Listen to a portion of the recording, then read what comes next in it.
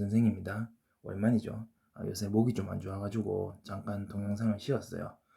쉬었는데 다시 한번 시작해 볼게요. 자, 지금은 보자. 2025년 수능 특강 독서 주제 통합 7번입니다. 250페이지죠.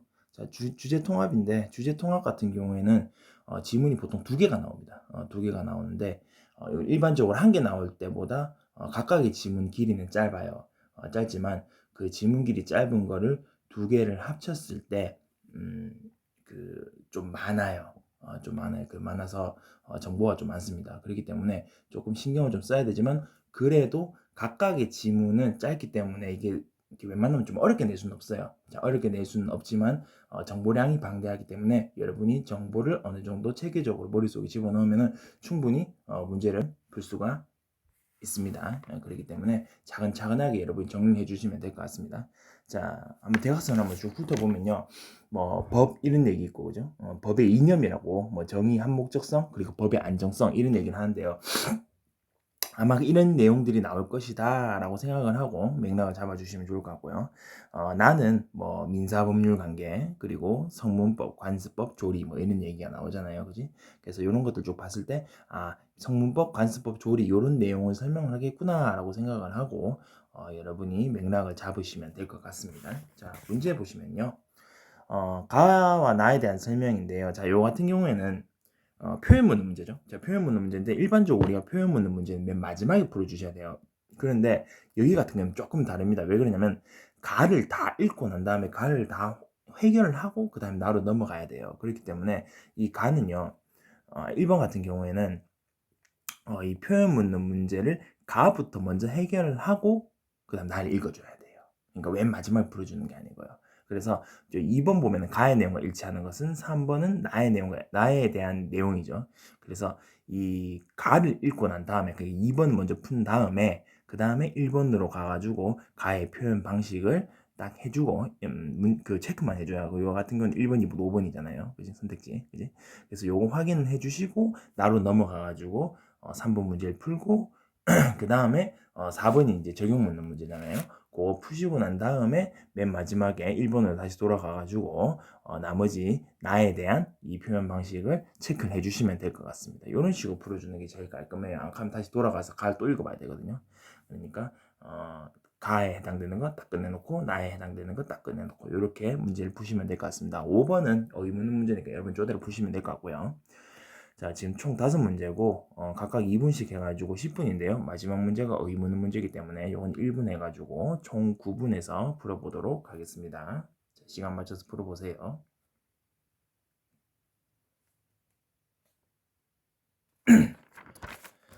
자, 다 풀었죠? 자, 이제 본격적으로 한번 지문을 살펴보도록 할게요. 자, 법의 이념입니다. 자, 쭉 보시면요.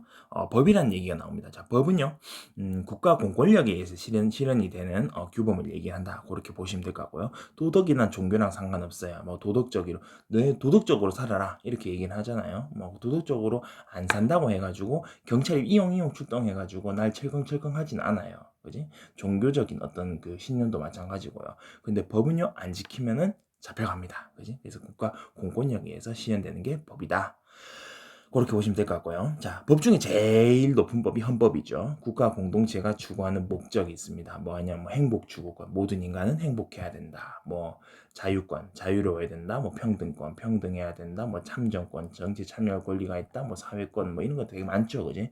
하나하나 기억은 안 나는데 선생님 중학교, 고등학교 때 배웠던 기억이 나요. 아무튼 그런 국가 공동체가 추구하는 목적을 규정해는 그 헌법에 반드시 이 법들이 부합을 해줘야 된다. 당연히 헌법을 넘어서면 안 된다 이 말입니다. 그렇게 보시면 될 것 같고요. 그 다음에 법의 이념이라는 게 있습니다. 법의 이념이 뭐냐면은 이상적인 법이 갖춰야 되는 성질이에요. 이걸 잘 갖춰줘야지 좋은 법이 되겠죠. 자, 그런 법의 이념을 누가 얘기하냐면요, 라드부르흐라는, 발음 힘들죠, 그죠?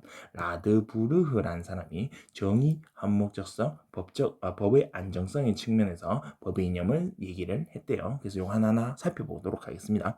자, 정의는요, 사회를 구성하고 유지하는 데 필요한 공정한 도리다. 그렇게 보면 되겠습니다. 공정해야 돼요, 사람이. 그지? 사람도 공정해야 되고, 뭐 사회도 당연히 공정해야 됩니다. 그 사회가 공정하지 않는다고 하면은 그 사회가 제대로 유지될 수가 없습니다. 그러니까 어느 정도 이제 좀 공정해야지 사람들이 들을 거 아니에요. 근데 뭐 사회가 불공정해, 되게 불공정해. 그럼 뭐 무정부입니다. 뭐 사람들 뭐 법을 지키지도 않고 막 왜 하면서 막 돌아다니겠지, 그지? 그렇기 때문에 반드시 공정한 도리, 다시 말해서 정의는 사회에 있어야지 사회를 구성하고 유지를 시킬 수 있다는 겁니다. 자, 이 정의는 두 가지가 있습니다. 평균적 정의와 배분적 정의가 있고요. 평균적 정의는 모든 인간을 똑같이 대하는 겁니다. 예를 들어서 학교에서 선생님이 여러분 똑같이 대해줘야 되는 거 맞잖아요. 그죠? 아무 짓도 안 하면, 그지? 그냥 잘 학교 생활 잘하면 다 똑같이 대우를 해줘야 됩니다. 이런 것들이 평균적 정의예요. 모든 인간을 대등하게 대해줘야 된다. 당연한 얘기죠. 그게 정의입니다. 그런데 이거는 너무 단순해요. 그래서 요새는 뭘 많이 얘기를 하냐면요. 배분적 정의에 대해서 얘기를 많이 합니다. 이거는요. 각 개인의 특성에 맞게 같은 것은 같게 다른 것은 다르게 취급한다 이 말입니다. 그러니까 뭐 중고등학교 뭐 학생들 중에 말 안 듣는 애들 보면은 선생님 왜 저한테만 그래요? 왜 저한테만 그래요? 이런 친구들이 있어요. 그거는 그 친구가 자꾸 문제를 일으키니까, 그지? 이것저것 문제를 많이 일으키다 보니까 선생님이 거기에 대해서 다른 거는 다르게 대우를 해주는 겁니다. 그러니까 그거는 배분적 정의에 대해 배분적 정의를 생각해서는 그건 정의가 맞아요. 그지? 말 안 듣는다고 똑같이 다 하고 말 잘 듣는 사람, 말 안 듣는 사람, 그러니까 뭐 열심히 하는 사람, 안 열심히 하는 사람 똑같이 대하면 그게 과연 정의일까? 그렇죠? 그지? 그래서 배분적 정의는 이제 그런 거라 생각하시면 될 것 같고요. 어, 이 몸이 불편하신 분들 있죠. 뭐 휠체어 타신 분이나 이런 분들은 다른 건 다르게 이렇게 대우를 해줘야 돼요. 그만 다른 사람들처럼 똑같이 뭐 계단 올라가라 뭐 이런 식으로 얘기하면 이거는 이제 정의롭지 못하죠. 그지? 그렇게 보시면 될 것 같고요. 어, 그 과태료 같은 것도 있습니다. 자, 과태료 같은 것도 저기 선진국 같은 경우에는 이제 과태료가 그 약간 이제 부자한테 조금 더 많이 매기거든요. 많이 매기는데 그런 것들이 좀 배분적 정의라고 보시면 될 것 같습니다. 왜냐면은 똑같이 뭐 저기 과태료를 부자도 3만 원, 뭐 저기 가난한 사람도 3만 원 이렇게 매겨 버리면요. 부자인 사람들은 사실 그 3만 원이 별 그런 타격이 없잖아요. 타격이 없기 때문에 사실상 법을 안 지켜도 뭐 크게 뭐 이렇게 그런 제재 같은 것들이 없죠. 뭐 난대로 자정작용을 하고 있습니다. 하고 있지만은 이 법을 조금 배분적 정의를 생각해서라도 조금 개선을 좀 해야 되는 거 아닌가 그런 생각이 좀 드네요. 그죠? 아무튼간에 배분적 정의는 이렇습니다. 그래서 보통 배분적 정의를 얘기를 많이 하고요. 배분적 정의에서 같음이나 다름을 판별하기 위한 기준은 근데 없어요. 이게 구체적인 기준이 없어요. 그래서 이제 배분적 정의가 좀 문제입니다. 왜냐 정의라 하는 것 자체가 되게 애매모호하잖아요. 그래서 이 같음 다름을 판별하기 위한 기준이 되게 애매해요. 어디까지를 부자로 볼 것이냐, 어디까지를 이제 몸이 불편한 사람을 볼 것이냐, 어디까지를 이걸 다른 걸로 볼 것이냐 하는 이런 그 기준 같은 경우에는 이 정의라는 게 제시를 안 해주고 있다는 겁니다. 그렇기 때문에 필요한 게 뭐냐면은 밑에 나오는 한목적성이에요. 자, 이 한목적성은요, 목적을 실현하는데 적합한 성질입니다. 목적성의 목적에 부합한 성질이에요. 그렇게 보시면 될 것 같고요. 자, 법의 목적은 정해져 있습니다. 근데 정의 같은 경우에는 이 기준이 없기 때문에 이 한목적성이 배분적 정의의 판단 기준이 되어준단 말이에요. 객관적으로, 구체적으로 이렇게 목적을 딱 정해놓고 여기 부합하는지를 보는 겁니다. 그죠? 그렇게 보시면 될 것 같고요. 법을 만들 때나 재판을 할 때 이런 그 한목적성을 반드시 고려를 한다. 그렇게 보시면 될 것 같고요. 자, 이 한목적성은 당연히 국가 공동체 주관 목적 뭡니까? 헌법, 그지? 그리고 가치관 이거 뭐야? 정의지, 그지? 이런 거랑 당연히 이렇게 연결될 수밖에 없습니다. 이게 곧 법의 목적이 될 수 있기 때문이죠. 그래서 정의랑 한목적성은 같이 돌아간다고 보면 되겠습니다. 정의가 조금 이게 구체적이지 않으면 추상적이라면 한목적성은 좀 구체적으로 들어간다. 그렇게 보시면 될 것 같고요. 두 개는 잘 연관이 돼 있다. 그렇게 보면 되겠습니다. 자, 세 번째가 법의 안정성인데요. 이 법의 안정성은 앞에 있는 두 놈하고는 조금 결을 달리해요. 얘는 약간 수단으로서의 어떤 법의 어떤 이 기능에 대해서 얘기를 하고 있는 것 같습니다. 자, 법 규범의 내용이 명확해야 되고요. 한번 정해지면 일정 기간 유지를 해야 된다는 겁니다. 왜 그러냐면요. 규범 자체는요. 내용이 무조건 명확해야 돼요. 명확해야 사람이 지킬 거 아니야.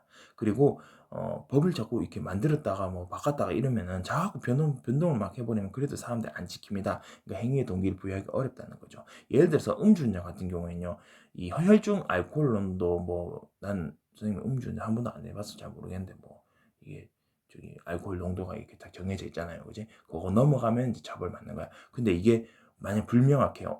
저 사람 보니까 얼굴이 시뻘겋네. 그러면 너 벌금 500만 원. 뭐 면허 취소. 저 사람은 좀 얼굴이 허였네. 그러면 뭐 훈방 조치. 이렇게 하면 좀 불명확하잖아요. 그지? 그래서 반드시 이 법은 명확해줘야 된다는 거고요. 그리고 변동성 있으면 안 됩니다. 자, 변동성. 뭐 어떨 때는 이 조금 뭐 강하게 하고 어쩔 때는 법을 또 바꿔버려요. 법을 바꿔가지고 이제 이 뭐 처벌을 조금 약하게 하고 어떨 때는 또 강하게 하고 어떨 때는 약하게 하고 이런 식으로 법을 자꾸 바꿔버리면 사람들이 안 지키려고 한다 이 말입니다. 그래서 법은 안정성이 있어야 된다라는 거죠. 법 규범의 본연의 기능을 위해서 이것은 반드시 필요하다. 그렇게 보시면 될 것 같습니다. 자, 요 세 요소들은 서로 상호 보완적이에요. 근데 당연하죠. 이 세 개는 다 잘 돌아가야 된다는 겁니다. 상호 보완적으로. 하지만 간혹 이게 충돌할 경우가 있습니다. 충돌할 때는 더 중요한 걸 판단해가지고 그거를 먼저 밀고 나가야 되겠지, 그지? 예를 들어가지고 제정된 법이 극도로 정의롭지 못하거나 헌법 추구의 목적이 저촉이 되잖아요. 그럼 바로 효력을 상실시켜야 된다 이 말이에요. 상실시키라는 건 뭐냐면 법적 안정성 안 지키는 거잖아. 하지만 이것보다 뭐가 더 중요하냐면 사회 정의랑 한목적성이 더 중요하다. 이때는 그지? 대표적인 예가 뭐였냐면 우리 전동 킥보드 있죠. 전동 킥보드가 사실 이게 법이 좀 너무 빨리 통과가 됐어요. 그러니까 어느 정도 이게 조금 다듬어져서 통과돼야 되는데 법이 그냥 뭐 되게 빨리 통과돼 버려가지고 이게 사회적 문제가 진짜 많이 됐죠. 맞죠? 사람들 뭐 그 헬멧 안 쓰고 다니고 그지? 보니까 오토바이보다 훨씬 더 빠르던데 이게 차에 부딪히면은 진짜 막 사람 막 날아가더라고요. 이거 뭐야? 헌법 추구 목적이 저촉이 됩니다. 그러니까 이 시민의 안전, 그지? 건강과 생명, 그지? 이런 거에 저촉이 되고 그리고 보도를 지나간 사람들도 이게 생명 위협을 느끼잖아요, 그죠? 그죠? 그리고 정의롭지 못해요. 왜 오토바이는 잡는데 왜 킥보드는 안 잡아요? 이렇게 얘기를 하잖아요, 요새 사람들이. 그죠? 왜냐면 이게 법이 이제 제대로 안 만들어져서 그런 겁니다. 그지? 그래서 이런 것도 보면은 정의를 좀 못한 겁니다. 그래서 이게 원래 이거는 저기 킥보드 같은 경우는 효력발을 상실시켜줘야 된다고 생각을 해요, 저는. 생각하는데 지금 아직 안 하고 있지, 그지? 아무튼 이 법적 안정성이 있지만 요게 먼저 우선하는 경우는 얘를 따라줘야 한다는 거고요. 두 번째, 개선 가능성이 높으면 형벌보다는 교육으로 가는 경우가 있습니다. 집행유예 해가지고 뭐 교육 이수 뭐 이런 식으로 가는 경우가 있는데 사실상 정의의 입장에서 봤을 때는 야 죄를 지었으면 벌 받아야지, 그지? 이게 정의예요. 그리고 한목적성 측면에서도 안전 유지의 한목적성의 측면에서는 당연히 이런 사람들을 죄를 저지른 사람들을 벌 줘야 돼요. 그지? 가다놔야 된다 이 말이야. 왜냐면 얘들이 풀려났을 때 일반 시민들의 어떤 안전에 위협을 받잖아요. 그지? 근데 이것보다 더 중요한 건 뭐냐면은 한 목적성 중에 국가 공동체의 목적 중에 뭐냐면 인간이 인간답게 살 수 있는 권리를 가진다라는 아주 이제 상위의 어떤 그 제일 중요한 헌법적 목적 있잖아요. 그걸로 생각을 했을 때 이 사람도 인간답게 살 수 있는 권리를 주는 거예요. 주는데 이제 대신에 뭐냐면 개선 가능성이 높아야 됩니다. 그지? 진짜 진심으로 그 반성을 해야 돼요. 반성을 해가지고 진짜 막 이제 실수해가지고 이렇게 한 잘못을 저지른 사람이 있을 거 아니에요. 그지? 그런 사람 같은 경우에는 사실 이제 여기 맞죠. 그지? 그래서 이런 경우에는 이게 우선시 된다. 그렇게 보면 되겠습니다. 근데 뭐 요새는 이거 뭐 악용하는 사람도 있지만은 그거는 이제 판사님하고 검사님하고 잘 이게 저기 판단 잘 하셔야죠. 그지? 그렇게 보시면 될 것 같고요. 자, 그렇게 하고 문제 풀겠습니다. 자, 국가의 목적을 규정한 헌법은 한목적성 판단의 기준이 된다. 요게 제일 큰 목적이잖아, 그지? 헌법, 그지? 목적에 부합하냐, 맞잖아, 목적, 그지? 1번 맞고. 자, 그 다음에 규범은 사람들 행위를 할 것인지 결심하는 데 영향을 미친다. 당연한 얘기입니다. 그래서 규범이 그 법이라는 게 안정성을 반드시 갖고 있어야 된다. 그런 얘기를 했고요. 도덕 규범은 국가 공권력에 시행은 안 되죠, 그지? 너무 쉽습니다. 3번 틀렸고요. 입법보다 아니라 재판에서도 잠죠 목적, 한목적성이 고려가 되어야 된다. 그런 얘기 했었습니다. 자, 그 다음에 국가 공동의 가치관은 법의 한목적성, 이 가치관 뭐야? 정의자, 정의. 그지? 자, 정의고, 한목적성하고 연결이 긴밀하게 돼 있습니다. 근데 법적 안정성은 얘네들하고 별개의 문제예요. 그지? 그래서 5번 맞습니다. 답은 3번. 이렇게 넘어가면 될 것 같고요. 자, 1번에 보면, 가는 법의 이념의 의미에 대한 대립하는 게 없습니다. 그리고 가는 법의 이념을 활용할 상반된 관점 없습니다. 그지? 그리고 요 가에 대한 내용만 보면 돼요. 법의 이념의 구성 요소들과 그 관계, 맞는 것 같지? 법의 이념의 이제 구성 요소들 3가지 있었죠. 그죠? 3가지. 그지? 그 관계는 상호 보완적이다. 이런 얘기 했었습니다. 그지? 그래서 일단은 요거 2개 날리고요. 그지? 요거 왠지 선생님 5번이 답인 것 같아요. 느낌상. 네, 나 이따가 한 번 더 확인해 볼게요. 넘어가 볼게요. 자, 민사법률관계 보겠습니다. 자, 민사법률관계. 법률관계는요. 법적 절차에 따라서 분쟁이 해결돼야 되는 관계입니다. 그럼 선생님 법률관계 아닌 건 뭡니까? 그냥 네 옆에 있는 친구랑 싸웠잖아요. 예를 들어서 다퉜어요. 다투면 뭐 주도고 싸우고 있는 건 아니지만 뭐 다퉜어요. 다퉜으면 그게 이제 분쟁이자 분쟁관계잖아요. 그런데 그거 법적 절차로 해결돼요? 안 되죠. 안 됩니다. 법적 절차 할 필요가 없어요. 그럼 다음날 뭐 사과하면 되지. 뭐지? 미안해. 내가 그때 생각이 짧았나 봐. 아니야, 내가 미안해. 그럼 서로 부둥켜 안고 미안해, 미안해 하잖아, 그지? 맞지? 그런 경우는 법적 법률 관계 아닙니다. 근데 이게 법적 절차에 따라서 분쟁 해결돼야 되는 관계가 있습니다. 아니면 뭐 너무 열받아가지고 때렸는데 합법으로 넘어갔다. 혹은 이제 저기 형사로 넘어갔다. 형사처벌, 뭐 민사처벌 이런 걸로 넘어갔다 하면 이제 중간에 법이 개입을 하잖아요. 그런 것들이 이제 법률 관계라고 보시면 될 것 같습니다. 그러니까 법적 절차에 따라서 분쟁이 해결돼야 되는 관계고요. 특히 이 경우 중에 민사법률 관계 같은 경우에는 개인 간의 재산 관계나 가족 관계를 얘기한다 보면 되겠습니다. 이 반대말이 형사죠. 형사는 내가 죄를 지었을 때 저 검사님이 나의 죄에 대해서 형량을 결정하는 형량을 구형하고 판사님이 결정을 하는 거를 형사법률관계라고 얘기하고요. 이거는 개인 간의 그지 재산관계나 가족관계를 얘기한다고 보면 되겠습니다. 자, 재산관계 같은 경우 뭐 이런 거 있어요. 아버지가 돌아가시면서 나한테 뭐 유산을 물려줬는데 내 동생한테만 물려줬다. 예를 들어가지고 둘째한테 물려줬다. 그러면은 나는 개빡치지, 그지? 그러면은 이제 그거 가지고 소송 걸면 이제 서로 이제 재산 가지고 주도고 싸우는 겁니다. 이런 재산 관계가 있을 수도 있고, 아니면은 내가 어떤 사람 돈을 빌렸어요. 근데 내가 돈이 없어가지고 이 사람 돈을 못 갚았어. 그럼 그 사람이 내한테 뭐 건다 민사로 건다 하면은 이제 그걸로 이제 법적인 분쟁이 있을 수가 있겠지, 그지? 그런 경우는 이제 민사법률관계라고 보시면 될 것 같아요. 근데 요새 같은 경우에는 이제 돈 빌렸다가 안 갚으면 보통 사기로 해가지고 신고를 먼저 하더라고, 그지? 형사 먼저 거치고 난 다음에 이제 그 다음에 이제 그 바탕으로 해가지고 민사로 해서 돈을 받는 경우가 되게 많대요. 아무튼 그렇지만은 어쨌든 민사법률관계는 개인 간의 재산관계에 대한 내용이 있다라는 거고요. 그리고 가족관계 같은 경우에는 요거 얘기를 해야 된다. 요거 있죠. 앞에 맨 앞에 썸네일 있는 사진 있죠. 자, 요 같은 경우에는 이제 관습법 이따가 관습법 얘기를 할 거고요. 그지? 관습법 얘기했는데 저기 여기에서 이 선산이라는 거를 원래는 이게 그 평등 상속의 원칙에서 이 선산이라는 게 그거예요. 이제 저기 조상님 묘소 묻혀 있는 그 산이 선산인데 여기 있는 요 땅이니까요. 요 재산입니다. 재산. 그지? 재산이고 막 주변에 뭐 이렇게 개발된다 하면 요것도 닦아 모르거든요. 닦아 모르면 또 이제 요 재산을 가지고 이제 또 이게 상속을 받아야 되는 요까지 이제 왈가왈부하는 경우가 있습니다. 자, 그런데 보통은 이제 재산을 물려받을 때는 원래 평등 상속의 원칙을 따라야 돼요. 이따가 한번 더 얘기를 할 겁니다. 평등 상속의 원칙을 따라야 된다면 예를 들어서 자녀가 10명 정도라면 그걸 N방에서 10분의 1 해가지고 다 나눠줘야 돼요. 그 재산이라는 거는. 근데 선상 같은 경우에는 이걸 N방으로 해가지고 10분의 1 두두두두두 이래 버리면 이게 관리가 안 돼요. 안 되기 때문에 요거는 한 사람한테 물려주는 거를 민법에서 정하고 있습니다. 성문법에서 정하고 있습니다. 성문법 이따 할 거예요. 정하고 있는데 거기에 제사 주제자한테만 준다고 얘기해요. 제사 주제자. 제사 주제자가 뭐야? 제사를 주재하는 사람입니다. 그 여러분 그 집에서 제사 지내는 사람 보면 제사 지낼 때 보면은 그 대장님 한 분 계시잖아요. 그죠? 그분이 제사 주제자입니다. 그럼 제사 주제자가 이 선산을 다 물려받아야 돼요. 그러면 제사 주제자를 누구로 결정할 것이냐라는 것도 가족관계겠죠. 그지? 자, 그래서 여기 보면 가족관계, 제사 주제자를 누구로 설정할 것이냐. 뭐 이런 것도 가족관계가 될 수 있고요. 뭐 기타 등등 좀 이따 가족관계도 얘기 좀 더 할게요. 자, 민사법률관계 규범은요 합의가 원칙입니다. 자, 합의가 들어가 있는 종이 쪼가리 뭐예요? 계약서지, 그지? 그래서 여러분 계약서 잘 쓰셔야 됩니다. 계약서 쓰고 도장 찍을 때 진짜 잘 읽어봐야 돼요. 여러분 도장 함부로 찍는 거 아닙니다. 왜 그러냐면 모든 민사법률관계는 요게 원칙이에요. 그지? 그래서 계약서 한번 잘못 쓰면은 질질 끌려갑니다, 여러분. 그렇기 때문에 계약서 잘 쓰셔야 돼요. 그지? 민사법률관계 규범은 계약이 원칙이다라는 겁니다. 합의가 원칙이다. 근데 그 외 만약에 이 계약서에 없는 것들 있죠. 이런 것들은 이제 법이 규범 역할을 해주시고요. 근데 이제 예외가 있습니다. 예외가 있는데 이 합의를 안 하는 게 있어요. 뭐가 있냐면 사회를 구성하는 기본 인간관계라든지 일방을 보호할 필요가 있는 경우에는 법이 규범 역할을 합니다. 사회 구성 기본 인간관계 뭐야? 이거 뭐 부모 자식 간의 관계 이런 거 있죠. 미국 같은 경우에는요 남자끼리 결혼하는 경우가 있어요.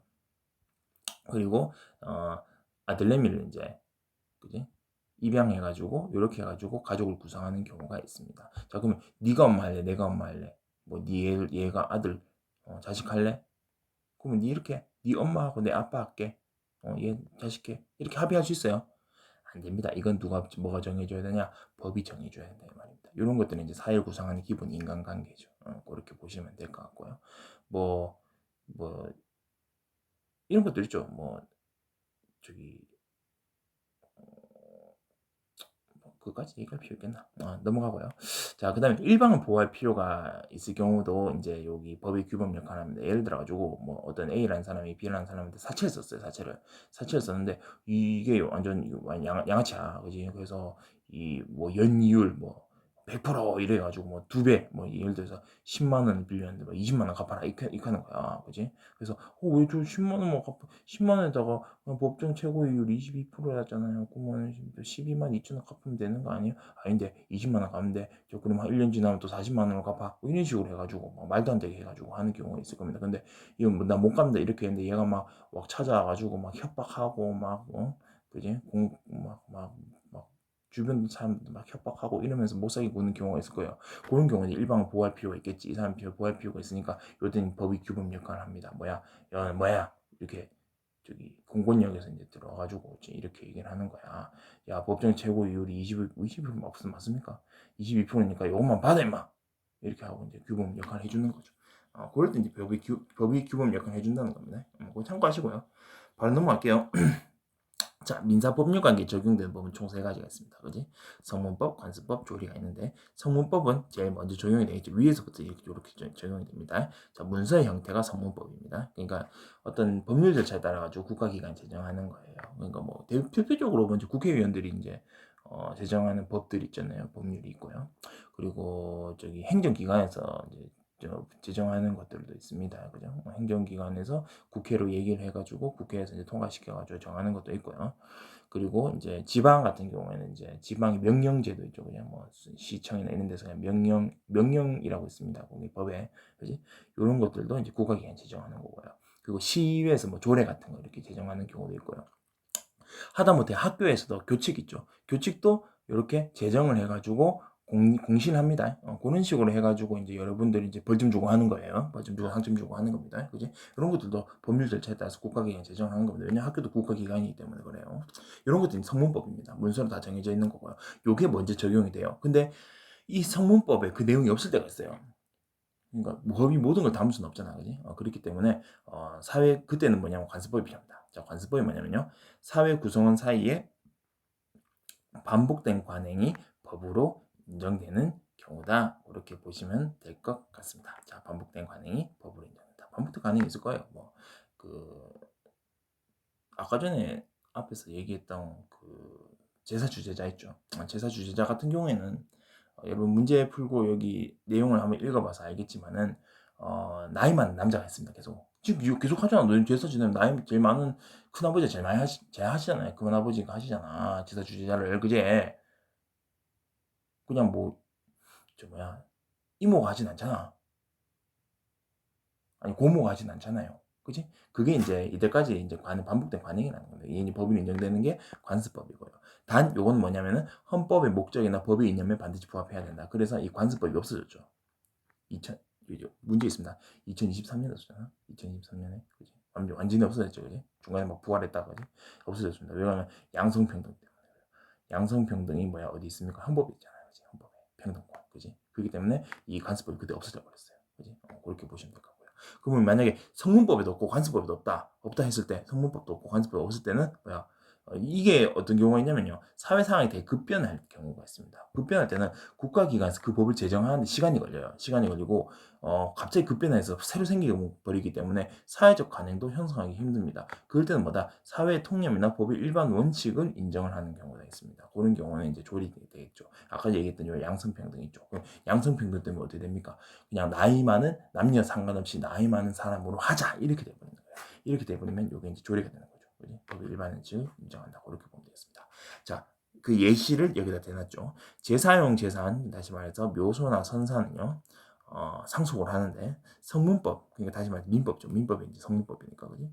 민법이라고 민법 몇 조 이렇게 적혀 있잖아요. 그지? 거기에는 평등 상속의 원칙이 있어요. 원래는 엠빵 해야 된다 이 말인데 재사용 재산은 그게 요거는 예외를 두고 한 사람한테만 몰빵을 해줍니다. 누구한테? 제사 주재자한테. 근데 제사 주재자를 누구로 할 것이냐?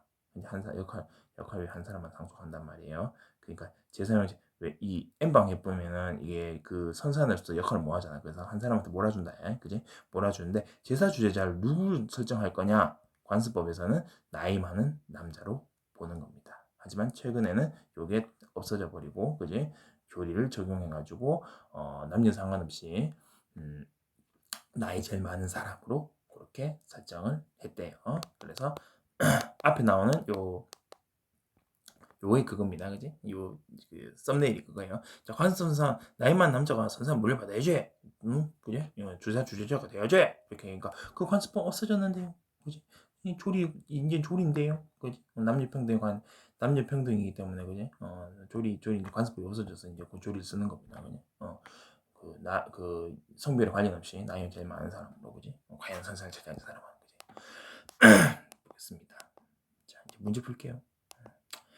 자, 법이 민사법률관계에 대한 규범을 적용되려면 문서 형태 반드시 갖추고 있어야 되니까 안 갖춰도 되죠. 관습법이랑 조리가 있습니다. 그지? 그래서 이건 틀렸고요. 자, 그다음 제사주재자 결정은 사회 구성한 기본적인 인정관계와 관련된 법률관계에 해당된다. 자, 제사주재자 결정은 인간관계에 해당된 거 맞죠? 사회 구성한 기본적인 거 맞습니다. 그렇기 때문에 법에서 이제 좀 해주죠. 그지? 법에서 관습법이나 조리, 그지? 관습법이나 조리가 요걸 이제 법에서 이제 여기 개입을 해가지고 해결해 주잖아, 그지? 맞습니다. 맞는 내용이네요. 맞죠? 이번에 답이네. 자, 그 다음에 당사자 일방 보호할 필요가 있는 민사법률 관계는 법이 들어가야 돼요, 그지? 계약의 원칙적 위반 말고 법이 개입을 해주셔야 됩니다. 자, 그 다음에 법을 적용해야 되는 상황에서 성문법의 내용이 사회에서 형성간에 강요되면 조리가 규범된다. 아니죠. 성문법도 없고 관습도 없을 때 조리가 규범이 되는 겁니다. 아니에요. 자, 그 다음에 사회 구성 기본적 인간관계, 그지? 요거는 이제 법에서 이제 개입을 해줘야 됩니다. 당사자 사이 대침이 생겨서 법적 절차에 따라서 분쟁이 해결될 수 있죠, 그죠? 법이 개입을 한 다음에, 그지? 할 수 있다는 겁니다. 자, 2번이 답이네요. 넘어가겠습니다. 요거부터 먼저 봐야 돼. 요거부터 먼저 봅시다. 요거부터 먼저 보는 거 맞죠, 그죠? 자, 요거 이제 적용하는 문제죠. 그 복의 내용이 이거예요. 결국에는 조리를 적용해서 제사주제자를 결국 정해버렸다라는 거고요. 2005년 이전에는 나이 많은 남자가 제사주제자가 됐습니다. 관습법에 따라서. 근데 2005년에는 여기 안 맞는 거야. 한목조선 정의 안 맞는 겁니다. 이게 뭐야? 양성평등 안 맞으니까 이 관습법이 탈락을 해버린다 이 말입니다. 그지? 그래 내버리다가 2008년에 또 판사가 누군지 모르겠지만 다시 관습법이 살아나요. 근데 중간에 이제 뭐라고 얘기하냐면요. 자녀끼리 협의를 해보래. 자녀끼리 협의를 해봐. 이거는 관습입니까? 이제 야 둘째 네가 해. 아, 예 알겠습니다. 제가 할게요. 그럼 둘째 하는 거야. 셋째 해. 아, 예 알겠습니다. 셋째 할게요. 그거 하는 거야. 그럼 그거는 그냥 합의잖아. 이거는 관습이 아니에요. 이런 자녀끼리 협의를 해봐라 하는 건 조리의 내용입니다. 그렇게 해보고 아니면 이게 우선순위제 아니면 그냥 나이 많은 남자 해라 그냥. 그지? 관습법 다시 부활. 그렇게 보시면 될 거고. 자, 2023년 되면 완전 이제 이게 다 없어집니다. 관습법이 완전 없어져 버려요.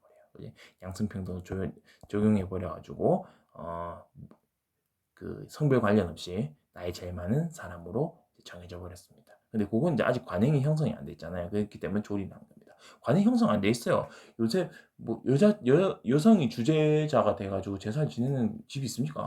난 없는 것 같아요. 그러니까 아직까지 관습이 형성이 안 된 것 같아, 그지? 그렇기 때문에 이거는 관습법이 아니고 조리라고 보면 되겠습니다. 자, 그다음에 1번 한번 볼게요. 자, 대법원의 2005년 판결 전에는 제사 주재자는 법으로 정해져 있었지. 나이 많은 남자잖아요, 그지? 그러니까 법적 앉아서 실현되고 있었어요. 계속 그렇게 해왔으니까, 그지? 자, 그 다음에 대부분 2005년 판례는 관습법에 대해서도 법의 이념이 남녀 평등, 양성 평등, 그지? 법의 이념이 적용이 됐기 때문에 이 관습법이 탈락한 거잖아, 그지? 그래서 2번 맞고요. 2008년 판결은 다시 뒤집었잖아. 뒤집기 전에 자녀끼리 협의를 한번 해봐라.